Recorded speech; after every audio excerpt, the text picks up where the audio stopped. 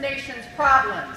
We have identified the greedy capitalistic corporations and systems in place by their outdated bylaws, which no longer serve us.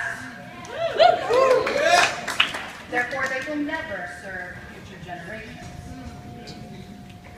And I say to you all, thank you. Thank you for having me, thank you for participating, and thank you for being a part of what I may call the revolution. It begins today.